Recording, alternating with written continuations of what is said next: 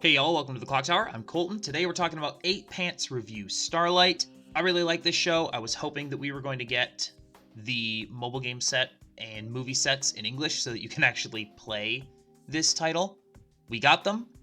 A little late. They're a little bit outdated in terms of the competitive meta right now, but definitely some fun stuff here. The deck is certainly playable. I think 8 Pants is the best way to go. Let's get into the list, starting with our board plussing level zeros. There are a couple of different profiles that I think are pretty solid. One is the Toru profile that we've seen before. All of your opponent's characters get Encore 2. It's a 3/5 center runner. This is just good. It pluses more often than it doesn't. The other one you can play is the Futaba that gains 2,000 power if your hand is 5 or more, so it goes up to 3. Not as big of a striker, but it's a free runner to any position on the board. Both of these are very playable. I think the more important thing here is that you run 4 plussing zeros of some kind. There's not a ton of plussing other than your combo in this deck, so being able to plus on board, get one of these in your opening hand, make sure you can get a plus is, I think, really important. You don't need to really fix for either of these colors. I like the Accio just a little bit better because it gets a little bit bigger, and I think that matters, but if you like the Futaba better, by all means run it. They're both good. But whichever one you run, or if you run a combination of them, just make sure you have 4 of them because the onboard plussing at 0 really does matter. A lot of very straightforward, competent profiles at 0, so we'll get through them real quick. The Brainstormer gives all your level 1 or higher characters in front of it 500 power, and it's a Salvage Brainstorm, so Salvage Brainstorm is just preferable to search, and it gives a little bit of extra power, which is nice. The drop search has on play Force Mill 2. If there's a CX, choose a character, gets 1500. It is a forced mill, which isn't awesome, but getting to mill 2 for free in deck 1 feels pretty alright. Other than that, just a normal drop searcher, sits at 2k, it's fine. The Ricky's pretty good. If you have 3 or less stock, it gains an extra 1000 power, so it'll sit and swing at 2/5. On play, pay 1, clock the top card of your deck, search for a level 1 or lower. So it's a search Ricky, not a salvage, which is so much better because it just lets you go get your level 1 combo in deck 1. That's really what this is here for. This is a plus that doesn't lose us any cards from hand and can go get our level 1 combo specifically. Next, CX swap. It's CX swap. We run 2 of it because it's CX swap. We're going to have climaxes in hand because of the pants trigger. I'm always going to run 2 climax swap because I always feel like when I only run 1, I can never get it because it's in stock or it's in a zone I don't have access to. So I prefer to run 2. It's a 2/5 body, which is fine, but we are running 8 pants. If you wanted to go down to 1 on this, if you feel good about that, then you could do that, but I'm always going to run 2. This card is where things start to get a little interesting. Last line, Kata and Ijo.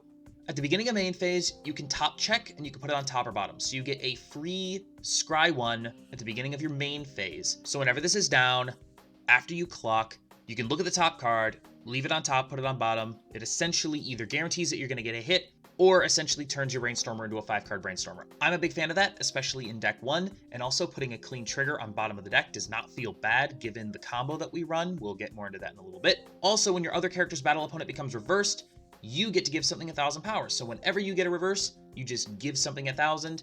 Rolling power is just good. We don't play the card that the third ability targets, which is pay 1, tap self, choose this other Karen that we don't run, and when it gets a reverse, we can heal 1. That really didn't feel like it was worth it. I think the other 2 lines of text on this card are enough. There's a lot to like with this card. I'm not seeing a whole lot of traffic on it. For me, having it has been kind of nice. I was running it at 3 for a while, but that little bit of extra power and that top check in main phase I think are really interesting, and they give you just that little bit of advantage that you really kind of need in a deck like this that doesn't have massive margins. Next, the drop salvage from the mobile game set. On play, mill 2, it gets 1000 for each character milled, so it can go up to 4, which is really nice in deck 1. It's also just a drop salvage, so we have salvage access when we don't have the Brainstormer, or if we need to guarantee that we get something, or it's a CX out. Like, this is just a generic good card. We don't hate seeing it in our hand because it solves problems and gets reasonably big for a 0. And then finally, last card of 0 is the Claudine CX Ditch. We run 1 copy because we have a bunch of fixing tools. It's not hard to get zeros into hand with this deck, and if we have the extra CX in hand, which is not uncommon because of the pants, this just gives us 1 more extra out. And it also gains 2k power if it's in the middle position of stage, so gets to sit at 3, which again at 0 is perfectly fine. This is a card that maybe makes you want to play the other runner as opposed to the Toru runner, because this only works if it's in center stage. So having that and the Toru Runner maybe doesn't work as well together. So depending on ratios and how much you like this card may affect which of the plussing zeros you run, but overall, I really like this profile. Decent size zero that we can slam on the board on turn one. We don't feel bad about it. We can also just get rid of a CX, kind of on demand, go get something else. Definitely would consider as a 2 of if I feel like I'm getting flooded with pants a lot. Moving into level 1, this is the Hikari Pants combo. During your turn, it gets 500 for each other character, so 6-5, 7-5 with CX if you have the full board. An additional 500 if it's in front of the Brainstormer, so swings at 8 if you have the board that you're looking for, plus you have the rolling power. So this will get over pretty much any normal level 1 board that isn't Alice. On attack, look it up to 4, add 1. It's just Maguro, very straightforward, very vanilla. Probably a below average combo at this point, but the deck speed is really important. Running a CX with a Soul Trigger, I think, is really important.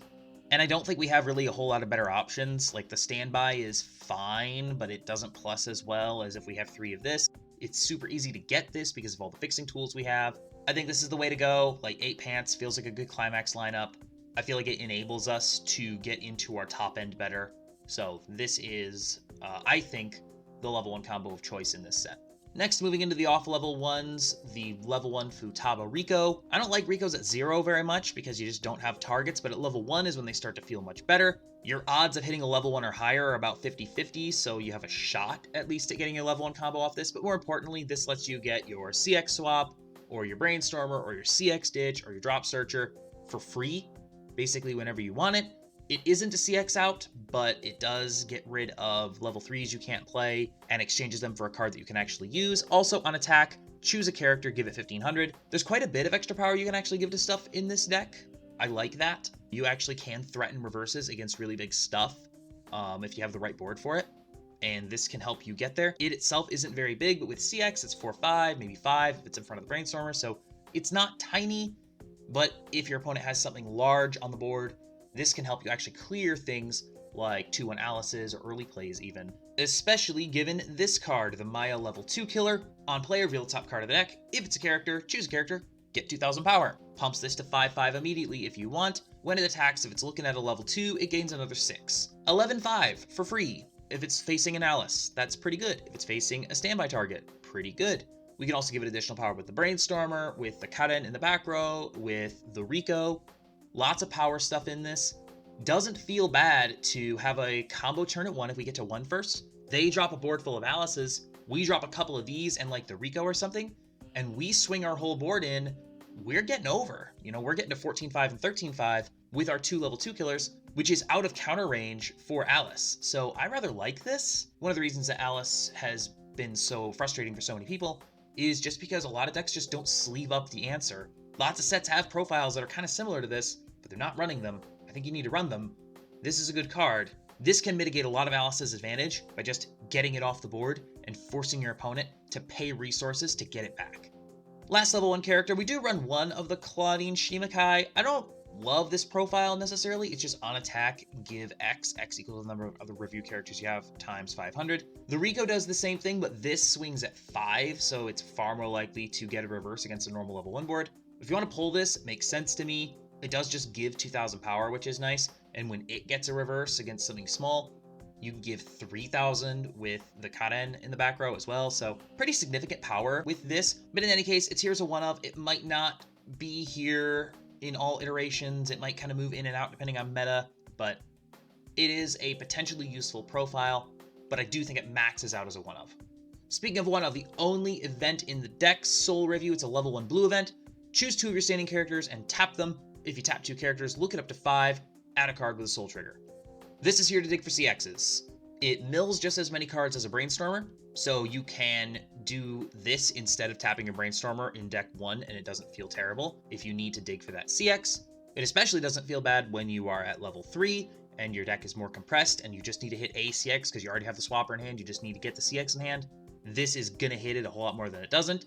It's not dependent on having a certain number of characters on the board either. And it's also not a card that I'm necessarily looking for to hold and clutch. If I see it in the mid game and it's in my hand, I might hold it for a turn just to see if I get the CX, but just a good profile that helps solve any potential CX plussing problems. But even I remember playing a card like this in 8-Bar Dragon Maid that let me search for a bar The number of games I have won because that card allowed me to go get my climax that I needed is a lot. So I'm a big fan of just one of CX fixing events. This just solves a potential problem, even in a climax plusing heavy list. At level 2, just one character. It's the My Fan Striker. Whenever your other character attacks, this card gets X equal to the number of other Revue characters times 500. You attack with this third, it's going to get 12. If it's in front of the Brainstormer, it's 12-5. If you slam a CX, it's 13-5. It's just big, and it gets rid of things. It's not hard to pump this up even higher if you have the Shimakai or the Rico on board to pump it even bigger. This is a one-of, get rid of a thing on my opponent's board that I cannot otherwise deal with kind of card. It deals with stuff that might not even be like the meta-relevant stuff, but the random big card that you see on the board in round 3 of Swiss. We've also got a pair of backups in this list. I really like this Mahiru. It's a 2-5 level 2 backup, but also you can ditch a card to grab one of your characters from the board and return it to your hand. We aren't big on defense, and we do have some stuff that has on-play effects like CX ditch, drop search, Rico. So getting one of those into our hand doesn't feel bad at all, especially if we triggered an extra pants on the previous turn. We can play this, pay 1, maybe back up, our early play and save a lane. But even if we don't, at the very least, it's pay 1 to get rid of a climax and save a character from the board and give us a playable for next turn. That doesn't feel bad to me. And next we have the early play backup. I don't love this early play backup. It's a pay 3 if you have 4 or more to clear an opponent's early play. There are definitely whiff chances on this. Like usually we're gonna have a full back row, so in theory we should be able to use this pretty much whenever we want, but if we're going up against something that's really big and we're behind and we're struggling to, maintain board even on attack, this doesn't feel awesome because we have to side or whatever just to maintain the board that we need to play this. But it is an anti-change counter, and you need anti-change counter. You need to at least be able to threaten it because of Overlord. So as long as Overlord exists in the meta, then we're going to need to hold on to this and keep it in the list. If and when Overlord becomes irrelevant, we might just swap this out with the memory counter. But in any case, right now, we kind of need it, so we're going to play it. Moving on to level 3, we have the Hikari Early Play Stock Healer. It's a 4 or more early play, which is the best early play condition. During your turn, it swings at 11 and on play, pitch 1 stock heal. It's a pay 1, pitch 1 healer that's big enough to win board. We need early play healers in this meta because there's too many things that can kill you from 2-5, 2-6. Water Goddess is just a good profile, and it will be for a very long time. We play 1 copy of the Mahiru early play. This is a Top Check X. It's very similar to the event, except it's on an actual body, and it's also big and can come down early if we have 2 or fewer climaxes in our waiting room. This card's pretty solid. It's one of the few cards from the first set that we really, I think, even consider, because the rest of that set's just not that good. But Top Check X is generically good. You can add a character, you can add the CX. This is kind of an emergency out. We don't necessarily love to play this card, but it can get us out of a jam if we don't have what we need to pop off our combo. So now let's finally talk about this top end, Maya and Claudine. Starting with the Maya on play heal. When it attacks, if you have pants on the board, you can pay 1.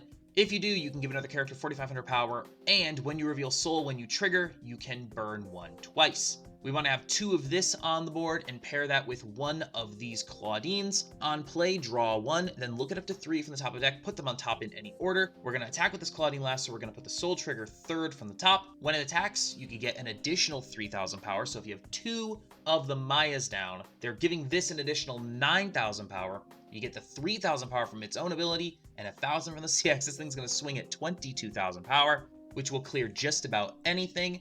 And when it gets a reverse, you can pay 2, pitch 2, burn 3. So the top end ends up looking like 3, 3, 1, 1, 1, 1, 4, 3, because this Claudine is always going to trigger. You also can side with this more effectively because you know you're going to trigger. So siding into a 2 or a 3 does give you a meaningful swing. Not hard to get this set up. It needs like 7 stock and a couple extra cards, so it's not super resource intensive, but is still an effective top end. It's not as explosive as a lot of the best stuff in the meta right now, but it's still very, very competent. And then finally, we do run the Maya stock swap. It's just on play, pay 1 stock swap. It also gets 1,000 for each other character if it's in the middle position of the stage. So it is a pretty reasonably sized beater, but the most important thing here is that if our opponent is super compressed and a stock swap can get us into a better position to close the game, we slam this, pay the 3, and give ourselves a chance to close. All told, this list isn't earth-shattering in any regard. It's not particularly expensive, or at least it shouldn't be. I can't imagine this is going to cost more than $150, but obviously depends on, prices of these cards at release, but it doesn't really have a ubiquitous profile at the rare or double rare slot that's going to show up in every single iteration of the set. So like maybe the Ricky will be a little bit more expensive, maybe the Brainstorm will be a few bucks, but I just don't see anything in this list being more than maybe $10 a card on release at absolute most. Obviously, could be wrong on that. I don't think the set's going to be super opened, but at the same time, nothing in the previous set, which wasn't super opened, is worth more than like $3 or $5 right now. Even the Water Goddess Stock Healer is like $3. It's just not an expensive set to get into unless you're buying like super old stuff. Competitively speaking, it's not there right now. I'm going to say it's fine in like a regional environment, like a 3-3 kind of a list. This isn't Gura, right? This isn't Quince. This isn't going to do the big explosive, swings all across the mid game. Is also not going to win board on defense a whole lot. So it's more reactive than it is proactive, which I don't think is necessarily a bad thing, but it doesn't bode super well in a meta that is extremely damage heavy, extremely powerful cards on the board. This would have been pretty solid a couple of years ago. I think if it had come out at the same time as like Danmachi, that's kind of the tier that we would put it in. But because it's coming out so late in its own life cycle as a set, I don't think that you're going to get a lot of people who are going to buy into it right away and try to play it at events the same way that something like a Danmachi would have gotten, because at the time it was much higher in the tier list when it dropped. So it's not going to have the time to develop those true believers who are going to try to keep tinkering with it, going to try to keep making it work.